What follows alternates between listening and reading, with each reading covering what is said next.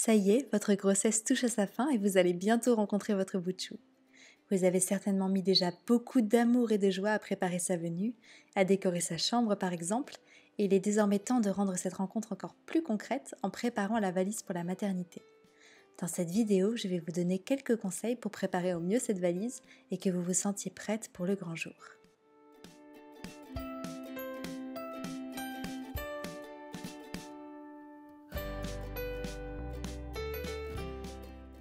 Quand je préparais mes affaires à emmener à la maternité, j'ai trouvé ça plus pratique de les répartir dans 2 sacs, un pour la salle de naissance, l'autre pour le séjour.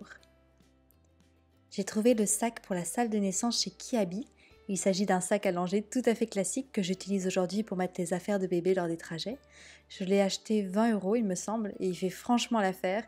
Il est très grand et résistant avec beaucoup de poches pour ranger tout ce dont on a besoin. Dans ce sac, j'ai glissé une pochette contenant tous les documents administratifs, l'attestation de préadmission à la maternité, tous les documents liés à ma grossesse, les échographies, les résultats d'analyse sanguine, ma carte de groupe sanguin. Je vous mets ici un petit récapitulatif des documents à emmener. Alors la liste peut sembler peut-être un peu longue, mais ils sont tous nécessaires, que ce soit pour gérer votre admission à la maternité et les frais qui y sont liés pour être bien remboursé, mais aussi pour que les médecins puissent connaître rapidement votre dossier en cas de complications, ou bien encore pour faire la déclaration de naissance de votre enfant auprès de l'officier d'état civil une fois qu'il sera né.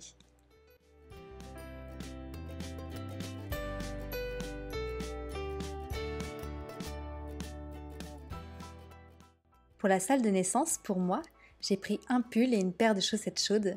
Pendant le travail, on peut osciller entre des périodes où on a très chaud et des périodes où on a très froid, et je voulais être parée à toutes les situations. J'ai aussi pris un grand t-shirt confortable que vous voyez juste là. Alors ce t-shirt, il a une histoire particulière. Il m'a été offert par mes beaux-parents qui habitent à La Réunion et j'avais demandé à ma sœur d'y mettre un peu de son parfum pour avoir l'impression qu'elle est avec moi le jour J. Ce t-shirt représentait donc pour moi tout l'amour et le soutien de ma famille. Comme je porte des lentilles, j'avais mis dans le sac aussi tout le nécessaire pour pouvoir les enlever si j'en avais envie. J'ai mis une pochette contenant toute mon homéopathie, ainsi qu'une huile de massage du périnée qui a été très utile à ma sage-femme le jour J, et une huile de massage coup de pouce pour la naissance de la marque Neobull qui sent super bon. Vous pouvez aussi ajouter dans votre sac des sels de bain si vous avez la chance d'avoir accès à une baignoire pendant votre travail.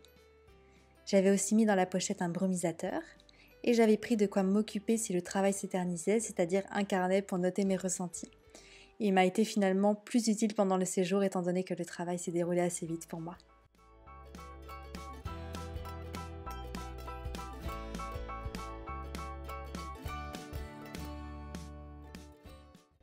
Pour la personne qui m'accompagnait, à savoir le papa, et étant donné que le travail peut parfois s'éterniser, j'avais pris de quoi grignoter ainsi que quelques pièces pour qu'il puisse se prendre une boisson chaude à la machine à café de la maternité. Mais libre à vous d'emmener ce que vous souhaitez pour la personne qui vous accompagne, ce ne sont ici que des suggestions.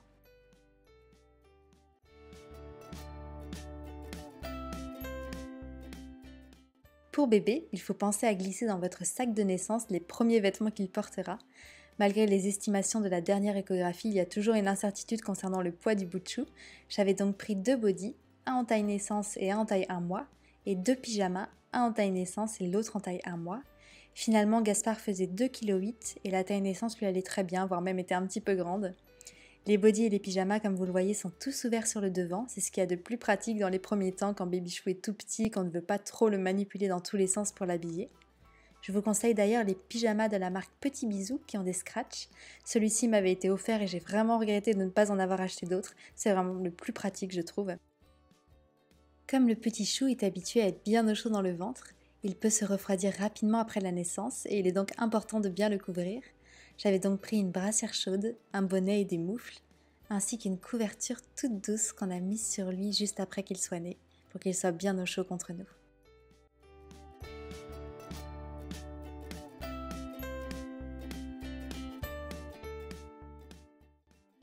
Le jour J, j'ai ajouté dans le sac pour la salle de naissance une bouteille d'eau, mon porte-monnaie et un chéquier, un appareil photo et son chargeur, ainsi que mon téléphone portable et son chargeur. Les essentiels en somme, à ne pas oublier.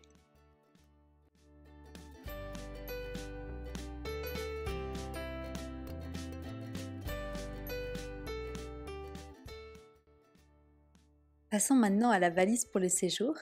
La durée moyenne d'un séjour à la maternité est de 3 jours, donc pensez à prendre assez d'affaires pour cette durée-là, que ce soit pour vous ou pour bébé, même si bien sûr vous pourrez peut-être sortir plus tôt si tout va bien. Pour moi, j'avais choisi des vêtements confortables et ouverts sur le devant car je comptais allaiter.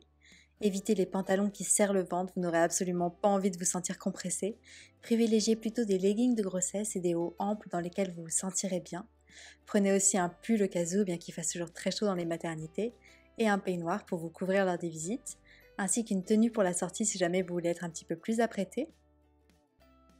J'avais aussi glissé dans la valise une serviette et un gant de toilette, ainsi que ma trousse de toilette et ma trousse de maquillage. Ma maternité fournissait des protections hygiéniques, mais si vous devez en emmener, je vous conseille celles-là qui sont très confortables et 2 en 1. Ça vous évitera d'acheter à la fois des culottes jetables et des protections maxi. J'avais aussi pris de quoi m'occuper, donc un livre à lire quand bébé dort et qu'il n'y a pas de visite. Mais libre à vous d'emmener ce que vous souhaitez pour vous occuper pendant votre séjour.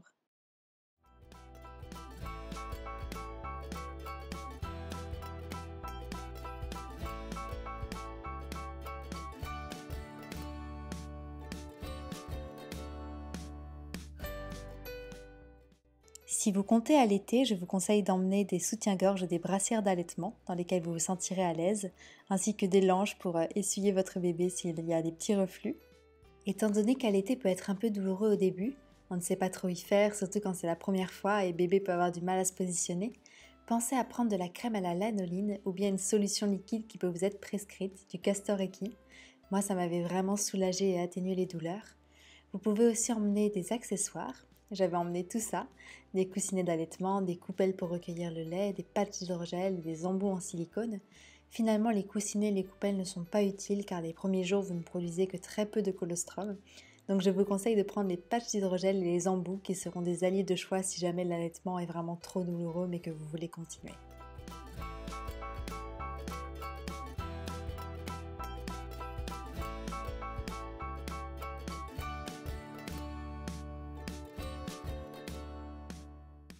Pour Babichou, maintenant, j'avais vu large et j'avais emmené 6 à 8 bodys en taille naissance et 6 à 8 bodys en taille 1 mois. Et finalement, la majorité a été utilisée puisque ça va très vite. Il suffit d'une couche qui fuit un petit peu ou d'un petit reflux et puis il faut tout changer. J'avais emmené des brassières chaudes ainsi que des pyjamas. Là aussi, 6 à 8 pyjamas en taille naissance et 6 à 8 pyjamas en taille 1 mois. Toujours ouvert sur le devant, c'est ce qu'il y a vraiment de plus pratique pour habiller son petit bébé les premiers temps. J'avais aussi pris des paires de chaussettes, alors quelques paires suffisent, vraiment c'est pas ce qui se salit le plus vite. Et j'avais pris aussi une couverture chaude, mais vous pouvez prendre une gigoteuse, ça revient au même. Ainsi qu'une cape de bain pour les soins, avec un petit gant de toilette tout mignon. Pour les soins aussi, si votre maternité ne vous les fournit pas, prenez un paquet de couches, de quoi laver votre bébé, du sérum physiologique, des compresses stériles, des cotons, tout ce dont vous aurez besoin.